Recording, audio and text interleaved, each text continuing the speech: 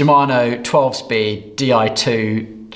I made a comment a few videos ago saying I didn't have a high opinion of it, and someone in the comments called me out and said, go on then, share it, pretty much. And so I'm going to. The World Cup is on. I'm going to try and make as many videos as I can through the World Cup because this is way more interesting. So yeah, this is my opinion, but I think I should qualify where my opinion comes from, because we are a little bit down the chain, if you like, in terms of people who get their hands on this tech first. Now, obviously the Shimano employees get to see it first and sort of release to journalists, and they'll get sort of ride prototypes and early releases, and they probably put a few miles on it because they get invited out to exotic locations to ride test it and that sort of thing. And then it will filter down to sort of the factory mechanics and eventually sort of the big sort of superstore type of shops who get their first deliveries, and they're probably just bolting it together, final assembly, final tweaks. And we're like the next level down, if you like, because if you brought a new bike, your first course of action with any problems is to go back to your dealer, in that first 6-week checkup or whatever it is they offer. And so by the time we get to see the new technology, it's normally because customers are starting to experience problems with it, or their dealer hasn't been able to help, or their dealer's a long way away, whatever it might be. So with that in mind, I have actually ridden all three of them. So the 105, the Ultegra, and the Shimano Dura-Ace. And I've definitely had them all apart on the bench in various states of working, and we've troubleshooted it. So I think I've got a fairly good understanding of the whole system. We've definitely read through all the manuals, done all the Shimano training, and had hands on with it and ride tested them all, probably at least in the car park, maybe even up and down the local road. So I can't say I've put hours and hours in. I don't think that matters, because this channel is very much about the practicalities of ownership and making those decisions. And so actual ride experience, I have to say, I think it's very predictable. You know how Shimano's gear systems shift. I don't think there's much to really add on that, to be honest. So yeah, this is an opinion piece. And the other thing is, my opinion doesn't matter one bit, because ultimately you have absolutely no choice in the matter, because the upgrade path that you are on with Shimano is ultimately the same as being the upgrade path from Windows XP, Windows 8, Windows 10, whatever. It's ultimately there will be a point where you are forced to upgrade. So our choices really are you going to stick with Shimano, are you going to stick with SRAM, or go Campagnolo? And I think it's quite a good comparison actually with a PC, because how I see this market is very much a bit like the choice between PC, Mac, Linux. Linux is like your Campagnolo owner. Ultimately it's very good, very efficient, it's got some real pros, but you need to be a bit of an enthusiast to really appreciate it. You need to buy into some extra tools, put up with some of its quirks and incompatibility problems. But if you're a bit of a cycling geek and you like that, you'll appreciate like the Campagnolo Linux analogy. And I think SRAM is a bit more like an Apple Mac.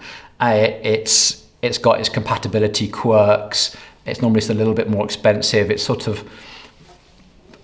It's around that idea, you get the idea. And Shimano is very much like Windows and a PC. It's mass adaptation. It's where the mass market is.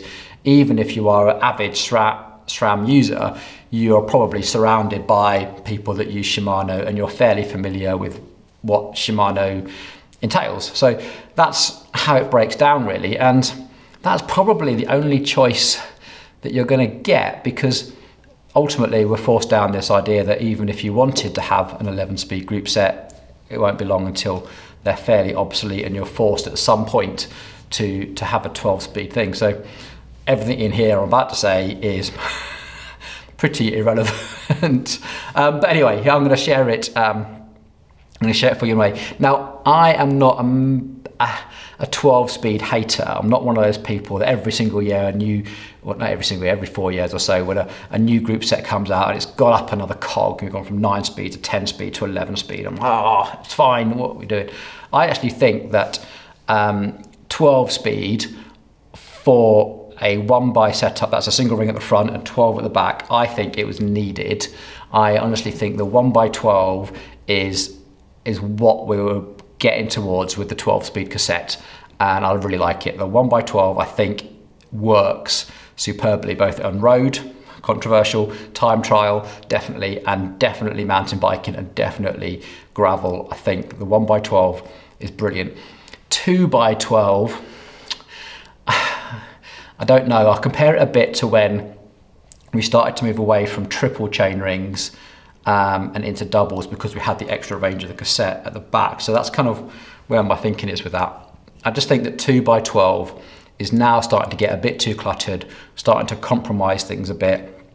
And I think there's more to the point, there's other parts which of the whole sort of shifting that we really could have improved before we needed to go down the 12-speed route. Because I think before now, the transition from 10 to 11 when Di2 was still quite young, it was okay. But now Di2, electric shifting, wireless shifting has all sort of evolved, and I think that's the trajectory that we're on, rather than just adding more cogs. I'll come on to that. So I do think this is a bit forced upon us.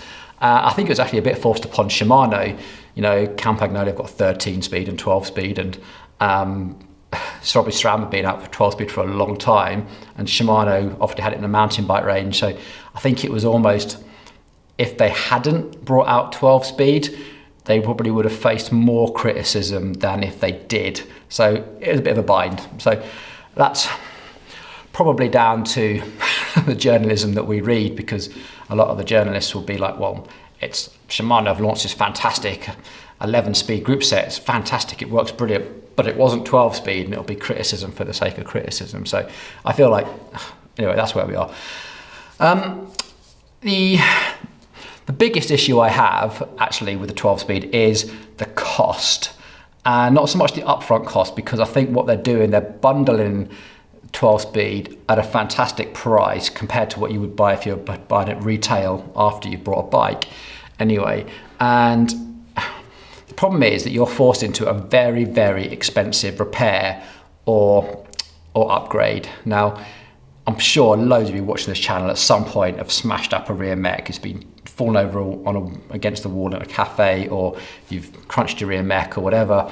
And for a 105 group set, you know, the replacement cost of a rear mech and a hanger, you know, 20 quid for a hanger and 60 quid for a rear mech, it's okay. And if you were, you know, a crit racer or, you know, kids racing, it was pocketable, you know. Now, the cost of replacing an electronic rear mech is hideous. Like, because the rear mech is now such an integral part of everything, because the rear mech now is your charging point, it's the wireless point, it's obviously got all those motors and sensors in there, so it's an expensive piece, and it's in a very vulnerable position, and you're forced into this point where at some point you are going to break one, and when you do, it's going to be really expensive. So it's a shame that we've stepped away from that completely. I am really looking forward to when they've update Tiagra, because I think Tiagra is going to become the workhorse for circuit racing and touring bikes and winter bikes. I think that's where Tiagra is going to be, and I really hope that they get that Tiagra group set right, because it was always the best bang for the buck group set. It was always fantastic. It was, but it was overlooked because, you know, it was all about Ultegra 105 and Dura-Ace if you could. So Tiagra was actually a fantastic group set. There's nothing you could really say wrong with it. It was just like, do you mean I get all of that for that much money? Yeah, brilliant. So yeah, that's where I'm. So as a rider, if I was choosing between 105, Ultegra, Dura-Ace, I have to say that I would be going for the 105. Because it's got more options. It has the bigger cassette. That makes a big difference in mine, going up to an 1136 cassette. Now, if you're doing big epic rides, then like at least a Mallorca 312 or, you know, Fred Whitten and that sort of thing, then going to a big cassette is brilliant. And I think actually what we really wanted from the Shimano group sets is we wanted to go lower. That last time they updated, they went us down to 11 to 34 and a 34-50, gave us that 1-to-1 ratio, but still people were still asking for more. And They could have gone two ways. They could have gone smaller chain rings, or they could have gone bigger cassette, and they've gone bigger cassette. And I can see why, because the smaller chain rings does bring in other problems with frame designs. Sometimes they get in the way of certain frames, and also where the braze-on mounts are, you would probably have to come up with another front mech or some sort of front mech adapter to make sure that you lower the front mech enough so that you still get clean shifting. So I can see why they've gone down the route of making the bigger cassette, and I'm glad they have. For me, the range is really about the 105. I think that is where all the value is. I think that's where the choices are. The Dura-Ace is amazing, as always. You always look at Dura-Ace and feel it and touch it, and you're like, oh, yeah, I want to own this, it's beautiful. The Ultegra, I have to say, is a bit like, it's, I think the Ultegra is going to be that sort of one that you regret. And I can see if you own an Ultegra, when you come to break a rear mech or wear some chain rings out, you might go, do you know what, I think I love the 105 because it's fine. And the 105 actually works really well. It's really hard to find a reason to upgrade to Ultegra. It really is. It's yeah, you look at them side by side. I actually think the 105 looks nicer. You have to look really deeply at like the material that the cages are made out of to really see a difference, but you know, that's me. What would I preferred? I would like it if the Shimano road group sets, especially 105, could develop into smaller chain rings at the front. I would love to see a 32-48. I would love to see a 30-46 option even, especially in 105. I think that is where we are going to introduce more people to the sport. I still think that for mass adaptation, more road bikers out there, people doing sort of epic challenges and enjoying cycle holidays, I think they still need to go lower on the gear ratios. There's an argument whether you could go for a one by setup and go for that GRX, you know, mix a 38 tooth with a 11 through to 46. It's still not quite there in my mind. But you know, that's maybe for next time. That's what I would like to see. So, as a mechanic, what do I think? The new system does have a lot of benefits.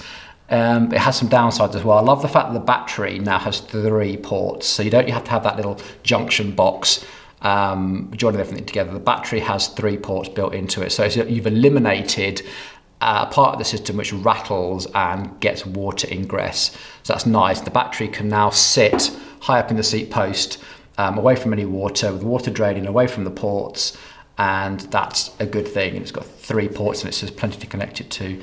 And of course, from out of the battery, you have those 3 ports because one will go to the rear mech, one will go to the front mech, and one will go to the handlebars. And this is something that I think a lot of people are overlooking. They're getting completely carried away with, oh my God, it's wireless, which is good because if you want some fancy handlebars like that new Bianchi Ultegra, and then you can go wireless to that system, and you can create some really funky shapes with the front of your bike. But I think what they should do in most cases is wire it in, but they're not doing that because it's another cost. You know, these a 1400mm cable is best part of 30 quid, and you still need another cable to go through the handlebars, so you're 55 pounds worth of cabling to add to your build. So they're not doing that from the factory, but I think this is an upgrade that nearly every owner should and probably will do. They'll just get hacked off with changing those batteries because annoyingly the little batteries in the hoods are not like CR 2032s that we have in our power meters, that we have in our cadence sensors and our heart rate sensors and our bike lights.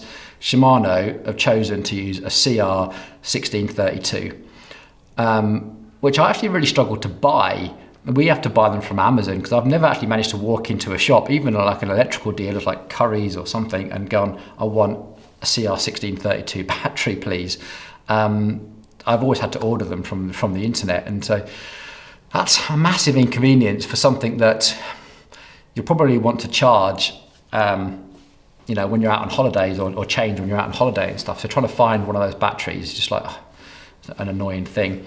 While we're on the charging, The fact that the charging cable is now at the rear mech is shit. Like, I can't think of a worse place that they could have put the charging cable, because, and if you own a Di2, like, how the hell are you charging it? Send me some pictures, because I want to see this and call it out on TikTok or whatever, because the cable they give you is super short, and so you've got to try it, and it's USB-A, don't get me started, it should be USB-C. In fact, the whole thing should be USB-C. Okay, ranting now. Is like, you've got your bike on the wheels, and it's right down low at an inconvenient place, and it's quite a weird angle to try and sort of plug it in. And you've got to run a cable to the nearest plug socket. And I don't know about you, but most people like keep their bikes in a garage or a shed or a back room or a spare room or whatever. And you've got to try and find a USB-A charging port and run it. Oh, just why it had to be in such an inconvenient place, and why it had to be a stupid proprietary charger in this day and age when, you know, all the European rulings are stop e-waste. Did they have to come up with their own proprietary charging cable? Why could they not use USB-C with a waterproof cover? I don't know how they got away with it, if I'm honest. If Apple are being forced into putting a USB-C cable and trying to get rid of lightning cables, why is Shimano coming out with this? While we're on it, they actually come up with a new service box as well, a new diagnostics tool, which is super annoying because there are none in stock anywhere. Like, we ordered the box the day that we heard it announced. In fact, the day I heard it announced, I read through the instructions and I was there with my coffee thinking, oh yeah, okay, that's interesting. Oh shit, it's gonna need a new diagnostics box, better get one ordered. Had it on order for months and it's still not showing as being in stock until February next year. And actually, we've rung around all the local bike shops, and even the big dealers of, you know, the wheelbase up the road. We've had people say they haven't got one either. I don't know whether that's true anymore. I don't know whether they've got one delivered, but we've definitely had customers come here who are trying to get their Bluetooth key reset or something like that, and they can't because no one seems to have this diagnostics box. Again, it's just e-waste. There's no need to have that. The SRAM system have done away with it completely. You don't plug the SRAM system into anything. You just use your mobile phone. There's no e-waste that doesn't need to exist. Shimano managed to create two pieces of e-waste, which is that diagnostics box, which cost every bike shop a couple of £100. Every bike shop has to have one of these. So every single bike shop in the world has to have one of these diagnostic boxes, and what an absolute bunch of needless landfill that is. And the cables, again, just, you know, by the time they come around to the next iteration, we've just created, every single owner of that has just got another cable which they don't need, and it's USB-A. Right, I've repeated myself. So with all that in mind, what would I have liked to see? I think what Shimano should have done is actually try to improve the electronics, and this would have been way more exciting than 12 speed and using thinner cables. I would have loved to have seen a more improved synchro shift, or even automatic shifting. And you know, why can't you have a gears that changes on your cadence? That'd be awesome for time trialing. If you could stay in that nice little aero tuck, and as your cadence changed, your gears would change as well. I think there was actually a video, someone's actually developed that system, and it works pretty well. And I think that something like that could have been developed. I also think the power meters. Now, SRAM and Quark are getting there because the new rival group set actually has a very reasonably priced power meter in that group set, and this is what I'd love to have seen, is to get that power meter technology in a reliable format rolled down to 105 level. Would have been really exciting. They could have kept their 11 speed if they had improved the electronics, you know, given us better synchro shifting, better self-adjusting, and if it had sensed, you know, when chain was rubbing and just made the little micro adjust for us, and had power meters, but I would have been well impressed with that. Absolutely, really impressed. But you know, they didn't do that.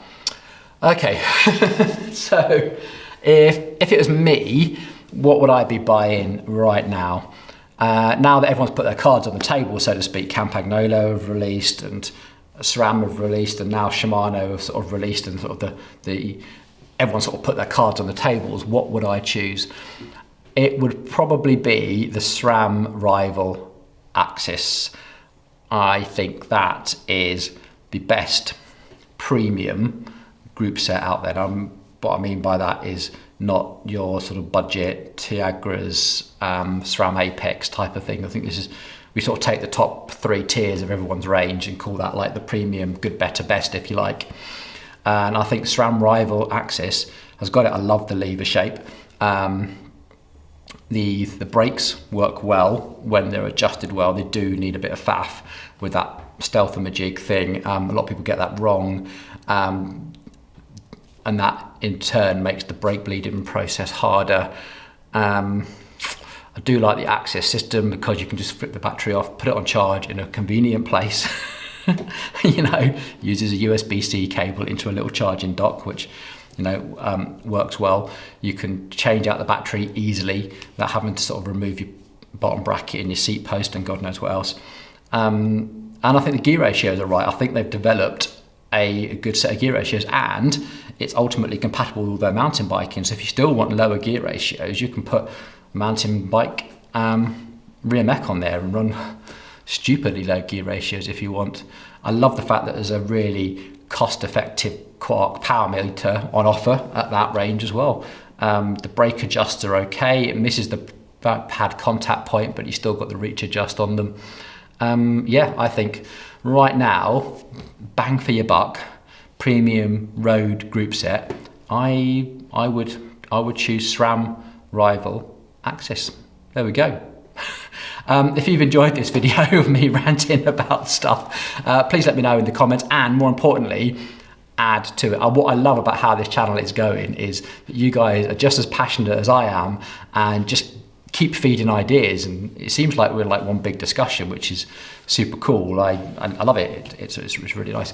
I'm going to try and do a video every day that there's a World Cup game on.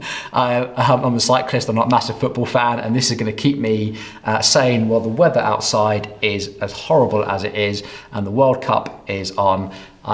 Yeah, let's give it a go. So if you want to see me rant about anything else, let me know. Right, I'm out of here.